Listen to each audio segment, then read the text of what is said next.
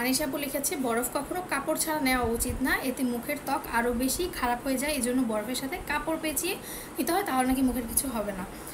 আপনার দিকটা কিছুটা হলে রাইট, তবে ফুললি রাইট না। কারণ কাপড় কোনটা অ্যাকচুয়ালি ইউজ করবে এটাই হচ্ছে সব থেকে বেশি আমাদের কনফিউশনের ব্যাপার। কারণ আমরা জানি সুতি কাপড় কিনে আনি, কিন্তু অনেক ধরনের সুতি কাপড় হয়।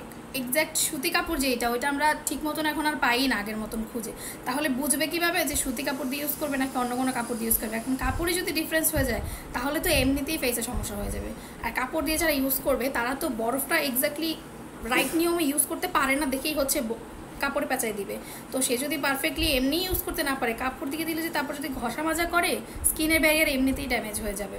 যদি কেউ ইউজ করতে পারে, সে নর্মাল বরফটাও খুব রাইট ওয়েতে ইউজ করতে পারবে, এতে ফেসের কোনো ক্ষতি হবে না। আমি তো লং টাইম ধরে আমার ফেসে বরফ ইউজ করি, আমার ফেসে তো কোনো প্রবলেমই নাই। তবে আমি কাউকে সাজেস্ট করব না যে আপনারা ডিরেক্ট ইউজ করেন। যদি আপনি ইউজ করতে জানেন তাহলেই করবেন, কারণ হাইপার সেন্সিটিভ স্কিন হলে সেক্ষেত্রে রিয়াক্ট করতেই পারে।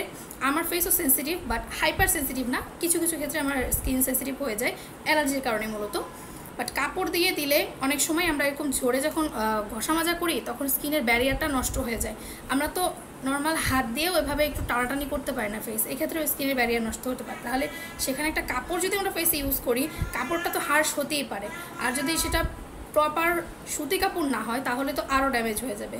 সো আপনি নিজ দায়িত্বে নিজের খুশি মতন আপনি ইউজ করবেন, এক্ষেত্রে কাউকে দায়ভার আপনি দিতে পারবেন না। আপনি হাত দিয়ে ইউজ করতে পারেন বা কাপড় বেঁচে ইউজ করতে পারেন, তবে কারো কোনো ক্ষতি হলে সেই দায়ভার কিন্তু কেউ নিবে না। ঠিক আছে?